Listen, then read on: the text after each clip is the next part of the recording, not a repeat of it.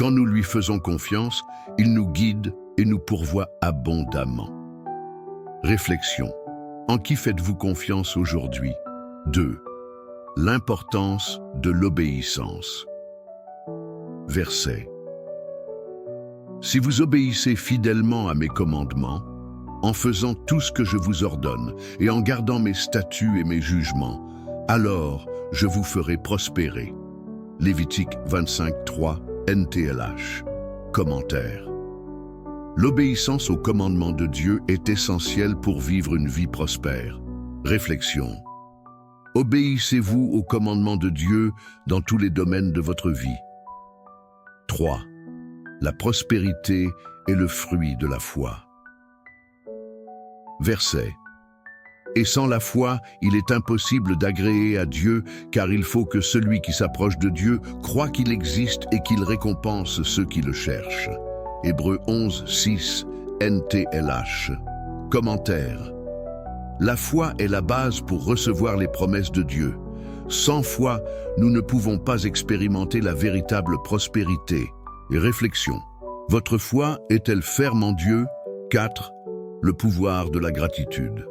Verset. Rendez grâce au Seigneur, car il est bon, sa miséricorde dure à jamais. Psaume 107:1 NTLH. Commentaire. La gratitude ouvre des portes à la bénédiction et à la prospérité. Lorsque nous remercions Dieu, nous reconnaissons sa bonté dans nos vies. Réflexion. Êtes-vous reconnaissant pour tout ce que Dieu a déjà fait pour vous? 5. La discipline comme chemin vers la prospérité. Verset. Celui qui aime la discipline aime la connaissance, mais celui qui déteste la réprimande est ignorant. Proverbe 12:1 NTLH. Commentaire. La discipline est essentielle pour atteindre la prospérité. Elle nous aide à prendre des décisions sages et à vivre de manière ordonnée. Réflexion. Pratiquez-vous la discipline dans votre vie? 6. La prospérité vient de Dieu. Verset. Car toute bonne chose et tout don parfait viennent d'en haut, descendant du Père des Lumières. Jacques 1:17 NTLH. Commentaire. Toute bénédiction et prospérité viennent de Dieu. Il est la source de toutes les bonnes choses. Réflexion. Reconnaissez-vous que Dieu est la source de toutes vos bénédictions? 7. Le pardon comme clé de la prospérité. Verset. Si vous pardonnez à ceux qui vous offensent, votre Père céleste vous pardonnera aussi. Luc 6:37 NTLH. Commentaire. Le pardon libère le cœur et permet à Dieu de répandre sa bénédiction sur notre vie. Réflexion. Avez-vous quelqu'un que vous devez pardonner? 8. La prospérité inclut la paix. Verset. Et la paix de Dieu qui surpasse toute compréhension gardera vos cœurs et vos pensées en Christ Jésus. Philippiens 4:7 NTLH. Commentaire. La paix de Dieu fait partie de la prospérité biblique. Elle nous donne du calme au milieu des difficultés. Réflexion. Expérimentez-vous la paix de Dieu dans votre vie? 9. La générosité comme signe de prospérité. Verset. Il y a bénédiction pour celui qui donne avec générosité, car il distribue de ses ressources. Proverbe 11:25 NTLH. Commentaire. La générosité est un signe de prospérité spirituelle. Quand nous donnons, Dieu nous bénit encore plus. Réflexion. Êtes-vous généreux avec ce que Dieu vous a donné? 10. La prospérité est à partager. Verset. Enrichissez-vous en bonnes œuvres, généreux et prêts à donner, afin que vous ayez un riche fruit dans votre piété. 1 Timothée 6:18 NTLH. Commentaire. La prospérité n'est pas seulement pour nous, mais pour bénir les autres. Réflexion. Utilisez-vous vos bénédictions pour aider les autres? 11. La prière comme guide pour la prospérité. Verset. Et tout ce que vous demanderez en mon nom, je le ferai, afin que le Père soit glorifié dans le Fils. Jean 14:13 NTLH. Commentaire. La prière nous connecte à Dieu et nous guide dans la recherche de sa volonté pour notre vie. Réflexion. Priez-vous régulièrement pour chercher l'orientation de Dieu? 12. La prospérité inclut la santé. Verset. Mon fils, prête attention à mes enseignements et garde-les dans ton cœur. Ils donneront la vie et la grâce te donneront. Car ils sont la vie pour celui qui les trouve et la santé pour tout son corps. Proverbe 4, 22, NTLH. Commentaire. La santé fait partie de la prospérité biblique. Dieu désire que nous soyons en bonne santé et forts. Réflexion. Prenez-vous soin de votre santé physique et spirituelle. 13. La prospérité est le résultat de votre relation avec Dieu. Verset. Voici, je suis avec vous tous les jours, jusqu'à la fin du monde. Matthieu 28, 20, NTLH. Voici la traduction du texte en français. Commentaire. La présence de Dieu dans notre vie est la plus grande prospérité. Il est toujours avec nous, nous guidant. Réflexion. Ressentez-vous la présence de Dieu dans votre vie? 14. La prospérité vient à travers la parole de Dieu. Verset. Ta parole est une lampe à mes pieds et une lumière sur mon sentier. Psaume 119, 105, NTLH. Commentaire. La parole de Dieu est notre guide pour la prospérité. Elle nous éclaire et nous dirige. Réflexion. Lisez-vous et méditez-vous régulièrement la parole de Dieu. 15. La prospérité inclut la satisfaction. Verset.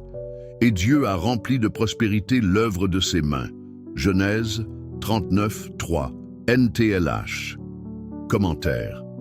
La prospérité biblique apporte satisfaction et contentement dans tout ce que nous faisons. Réflexion.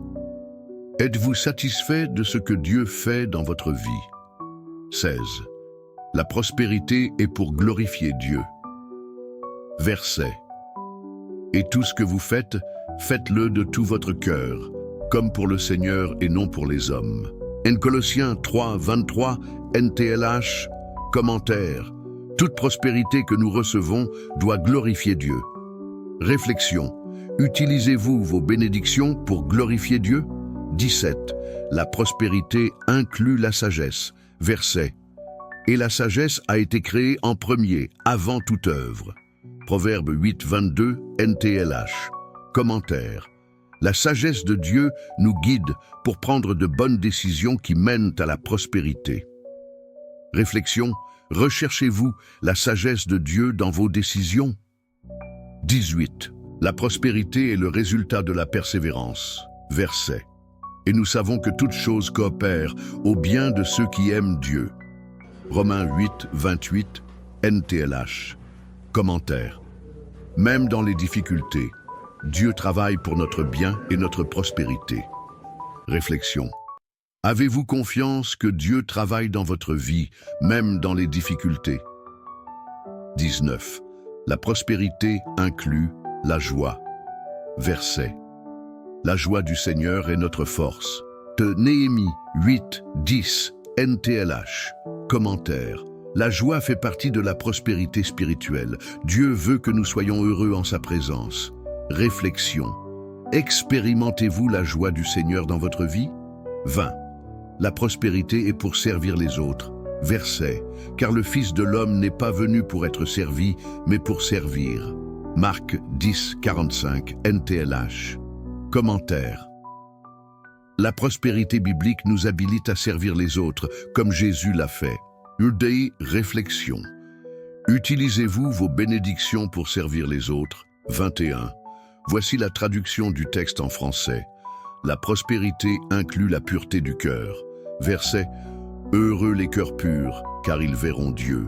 Matthieu 5, 8, NTLH. Commentaire. Un cœur pur est essentiel pour expérimenter la prospérité spirituelle. Réflexion. Votre cœur est-il pur devant Dieu? La prospérité est le résultat de votre relation avec l'Église. Verset. Ne laissez pas de vous rassembler, comme certains en ont l'habitude, mais encouragez-vous les uns les autres. Hébreux 10, 25, NTLH. Commentaire. La communion avec d'autres croyants est fondamentale pour la prospérité spirituelle. Réflexion. Vous réunissez-vous régulièrement avec d'autres croyants? La prospérité inclut l'humilité. Verset. Humiliez-vous donc sous la main puissante de Dieu afin qu'il vous élève au bon moment. 1 Pierre 5, 6, NTLH. Commentaire. L'humilité est une vertu que Dieu honore et bénit. Réflexion. Menez-vous une vie humble. La prospérité est pour tous. Verset. Car Dieu a fait voir à chacun son œuvre, afin qu'aucun homme ne se vante devant lui. Proverbe 16, 9, NTLH. Commentaire. Dieu désire que tous expérimentent sa prospérité, peu importe qui ils sont. Réflexion. Partagez-vous la prospérité de Dieu avec les autres? La prospérité inclut la paix familiale. Verset. Et qu'il y ait paix dans ta maison.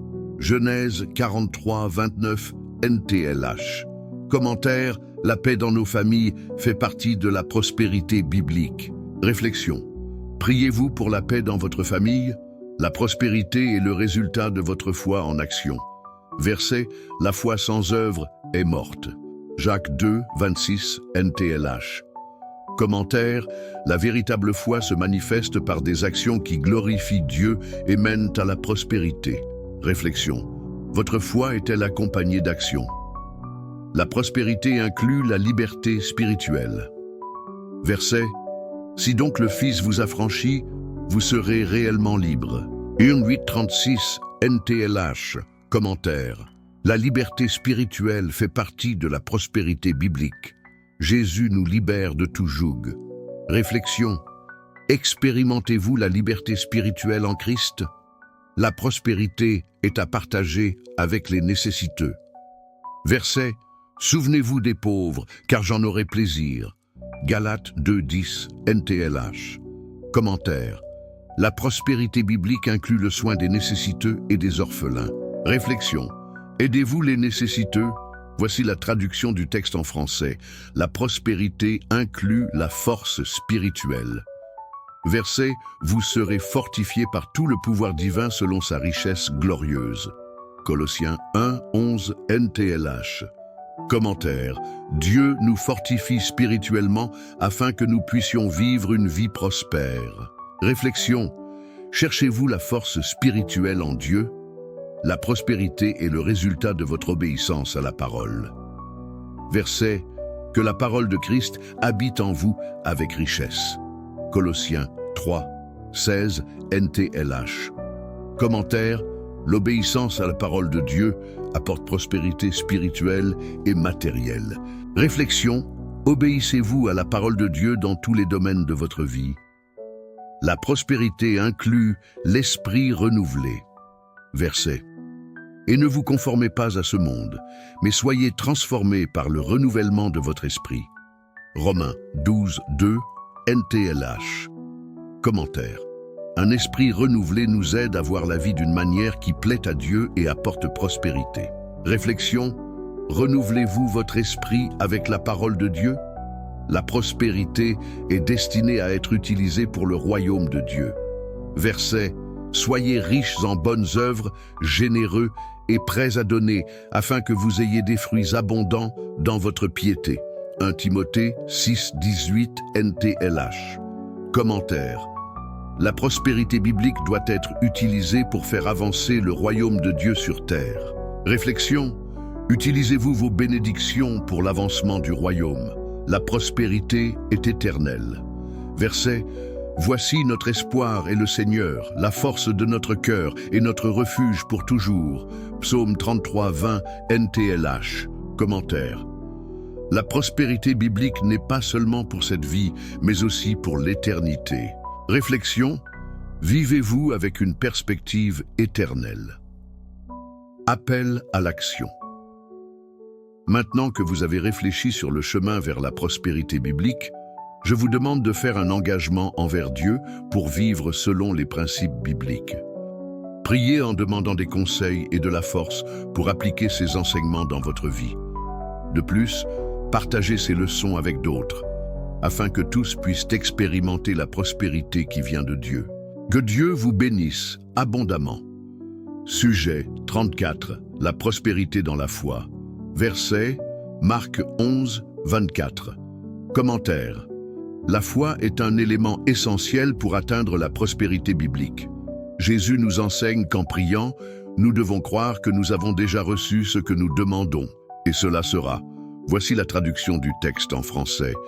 La foi n'est pas seulement un sentiment, mais une conviction profonde que Dieu est fidèle à ses promesses. Lorsque nous avons foi, nous croyons que Dieu nous guidera vers la prospérité dans tous les domaines de la vie. La foi nous permet de voir au-delà des circonstances actuelles et de faire confiance à Dieu qui a un plan plus grand pour nous. Elle nous habilite à agir avec courage et détermination, sachant que Dieu est avec nous. Par conséquent, pour atteindre la prospérité biblique, nous devons cultiver une foi inébranlable en Dieu et en ses promesses. Sujet 35. La prospérité dans la sagesse. Verset, Proverbes 3, 13, 14. Commentaire. La sagesse est un trésor inestimable qui nous conduit à la prospérité. Les proverbes nous enseignent que heureux est l'homme qui trouve la sagesse et qu'elle est plus précieuse que l'argent et rapporte plus de bénéfices que l'or. La sagesse biblique n'est pas seulement une connaissance intellectuelle, mais la capacité de discerner et d'appliquer les principes de Dieu dans notre vie quotidienne. Lorsque nous cherchons la sagesse de Dieu, il nous guide dans nos décisions financières, nos relations et dans tous les domaines de la vie. La sagesse nous aide à éviter les pièges et à prendre des décisions qui nous mènent à une prospérité durable. Par conséquent, nous devons chercher la sagesse de Dieu par la prière, la méditation sur sa parole et la recherche de conseils auprès de personnes sages. Sujet 36. La prospérité dans la générosité. Verset 2 Corinthiens 9, 6, 7. Commentaire. La générosité est un principe fondamental pour atteindre la prospérité biblique. Paul nous enseigne que celui qui sème peu, moissonnera peu aussi, et celui qui sème avec abondance, moissonnera avec abondance. La générosité n'est pas seulement une question de donner de l'argent, mais d'avoir un cœur disposé à partager ce que nous avons avec les autres. Lorsque nous sommes généreux, nous imitons le caractère de Dieu, qui est le donateur de tout bon don. La générosité ouvre les portes à la bénédiction de Dieu dans notre vie. Lorsque nous donnons avec joie et sans réticence, Dieu nous récompense abondamment. Par conséquent, pour atteindre la prospérité biblique, nous devons cultiver un esprit de générosité dans tous les domaines de notre vie. Sujet 37. La prospérité dans la gestion. Verset, Luc 16, 10, 11. Commentaire. Une bonne gestion des ressources que Dieu nous a confiées est essentielle pour atteindre la prospérité biblique. Voici la traduction du texte en français. Jésus nous enseigne que celui qui est fidèle dans peu le sera aussi dans beaucoup, et celui qui est injuste dans peu le sera aussi dans beaucoup. La gestion ne se réfère pas seulement à l'argent, mais à toutes les ressources que Dieu nous donne, y compris le temps, les talents et les relations.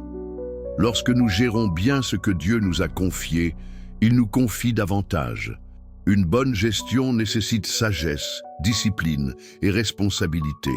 Nous devons être de bons intendants des ressources de Dieu, les utilisant de manière à le glorifier et à bénéficier aux autres. Lorsque nous sommes fidèles dans la gestion, nous sommes sur le chemin de la prospérité biblique. Sujet 38. La prospérité dans l'obéissance. Verset. Deutéronome 28, 1, 2. Commentaire. L'obéissance au commandement de Dieu est la clé pour atteindre la prospérité biblique. Dieu promet que, si nous obéissons diligemment à sa voix, il nous élèvera au-dessus de toutes les nations de la terre, et toutes ses bénédictions viendront sur nous et nous atteindront. L'obéissance n'est pas une question de suivre des règles légalistes, mais de vivre en alignement avec les principes de Dieu. Lorsque nous obéissons à Dieu, nous démontrons notre amour et notre confiance en lui. L'obéissance nous place en position de recevoir les bénédictions et la prospérité que Dieu désire nous donner. Ce n'est pas une garantie d'absence de difficultés, mais une garantie que Dieu sera avec nous et nous guidera vers la prospérité dans tous les domaines de la vie. Par conséquent, pour atteindre la prospérité biblique, nous devons nous engager à obéir à Dieu dans tous les domaines de notre vie. Sujet 39. La prospérité dans la gratitude. Verset 1 Thessaloniciens 5, 18. Commentaire. La gratitude est un composant vital pour atteindre la prospérité biblique.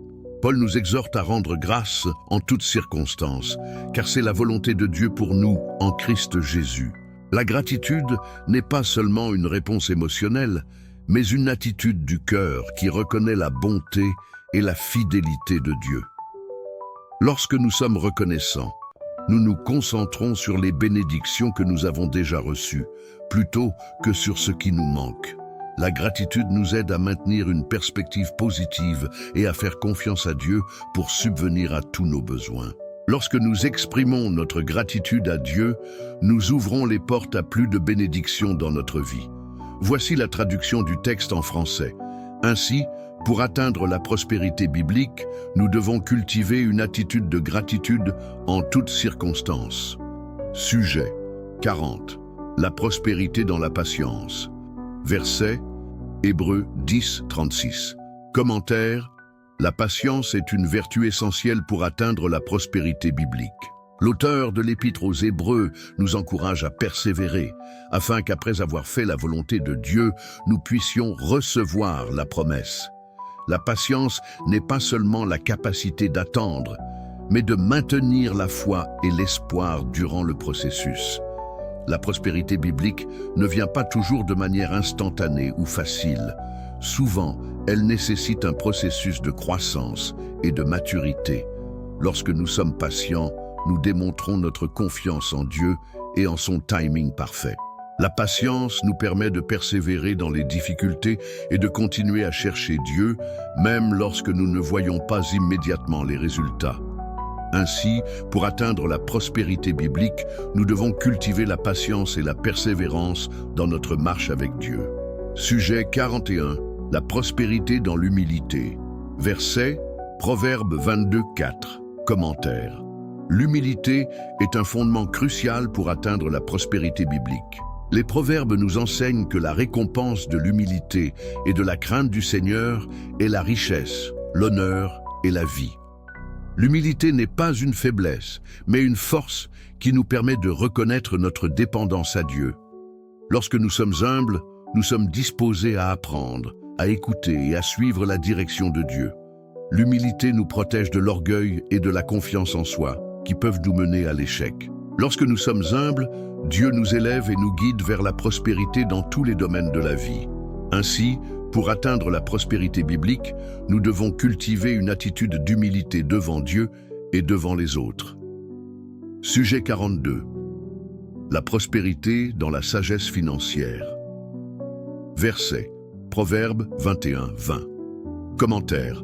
La sagesse financière est essentielle pour atteindre la prospérité biblique. Les proverbes nous enseignent qu'il y a un trésor précieux et de l'huile dans la maison du sage, mais l'insensé consomme tout. La sagesse financière ne concerne pas seulement la manière de gagner de l'argent, mais aussi celle de le gérer de manière sage et responsable. Cela inclut le budget, l'épargne, l'investissement et le don. Lorsque nous sommes sages avec nos finances, nous honorons Dieu et prenons soin des ressources qu'il nous a confiées. Si vous avez besoin d'autres traductions ou d'informations, n'hésitez pas à demander. Voici la traduction du texte en français, France.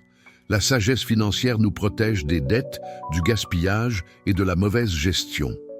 Lorsque nous appliquons les principes bibliques de la sagesse financière, nous sommes sur la voie d'une prospérité durable. Par conséquent, pour atteindre la prospérité biblique, nous devons rechercher la sagesse de Dieu dans nos décisions financières. Thème 43. La prospérité dans la prière. Verset Philippiens 4, 6, 7. Commentaire. La prière est un outil puissant pour atteindre la prospérité biblique. Paul nous exhorte à ne pas nous inquiéter de quoi que ce soit, mais à présenter nos demandes à Dieu par la prière et avec action de grâce. La prière nous connecte à Dieu et nous permet d'aligner nos désirs avec les siens. Lorsque nous prions, nous reconnaissons notre dépendance à Dieu et cherchons sa direction et sa provision. La prière nous donne la paix et la confiance, sachant que Dieu est aux commandes et qu'il nous guidera vers la prospérité dans tous les domaines de notre vie. Lorsque nous cherchons Dieu dans la prière, nous ouvrons les portes à sa bénédiction et à son favori dans notre vie. Par conséquent, pour atteindre la prospérité biblique, nous devons cultiver une vie de prière constante et fervente. Thème 44, la prospérité dans l'unité. Verset, Psaume 133, 1 commentaire. L'unité est un facteur important pour atteindre la prospérité biblique. Le psalmiste déclare qu'il est bon et agréable que les frères vivent ensemble dans l'unité. L'unité ne concerne pas seulement l'harmonie avec les autres, mais aussi le travail ensemble pour atteindre un objectif commun. Lorsque nous sommes unis, nous pouvons accomplir beaucoup plus que nous ne pourrions seuls. L'unité nous permet de partager des ressources, des talents et de la sagesse, menant à une croissance et une prospérité mutuelle. L'unité reflète également le caractère de Dieu, qui désire que ses enfants vivent dans l'amour et l'harmonie les uns avec les autres. Par conséquent, pour atteindre la prospérité biblique, nous devons rechercher l'unité dans nos relations et notre communauté. Thème 45, la prospérité dans la justice. Verset, Proverbe 21:3. Commentaire, la justice est un principe fondamental pour atteindre la prospérité biblique. Les proverbes nous enseignent que pratiquer la justice et le jugement est plus acceptable aux yeux du Seigneur que le sacrifice. La justice ne consiste pas seulement à suivre des règles, mais à vivre selon les normes de Dieu. Voici la traduction du texte en français. Lorsque nous pratiquons la justice, nous honorons Dieu et traitons les autres avec équité et respect. La justice nous protège des pratiques malhonnêtes et injustes qui peuvent conduire à l'échec et à la destruction. Lorsque nous vivons une vie juste, nous sommes sur le chemin pour atteindre une prospérité durable. Par conséquent, pour atteindre la prospérité biblique, nous devons rechercher la justice dans tous les domaines de notre vie. Sujet 46. La prospérité dans l'espérance. Verset, Romains 15:13. Commentaire. L'espérance est une force vitale pour atteindre la prospérité biblique. Paul prie pour que le Dieu de l'espérance nous remplisse de toute joie et de paix dans la foi, afin que nous débordions d'espérance par la puissance du Saint-Esprit. L'espérance n'est pas un désir vague, mais une attente confiante que Dieu accomplira ses promesses. Lorsque nous avons de l'espérance, nous pouvons affronter les difficultés avec courage et persévérance, sachant que Dieu travaille en notre faveur. L'espérance nous donne la motivation de continuer à chercher Dieu et à suivre ses voies, même lorsque les circonstances semblent défavorables. Lorsque nous avons de l'espérance, nous sommes sur le chemin pour atteindre la prospérité biblique dans tous les domaines de la vie. Par conséquent, pour atteindre la prospérité biblique, nous devons cultiver une espérance inébranlable en Dieu et en ses promesses. Appel à l'action. Réflexion et action. Maintenant que vous avez exploré ces 46 sujets sur le chemin de la prospérité biblique, prenez le temps de réfléchir sur laquelle de ces leçons a le plus résonné en vous. Choisissez un domaine spécifique dans lequel vous souhaitez grandir et prospérer, et établissez un plan d'action concret pour appliquer les principes bibliques dans votre vie quotidienne. Rappelez-vous que la véritable prospérité vient d'une relation intime avec Dieu et de suivre ses voies.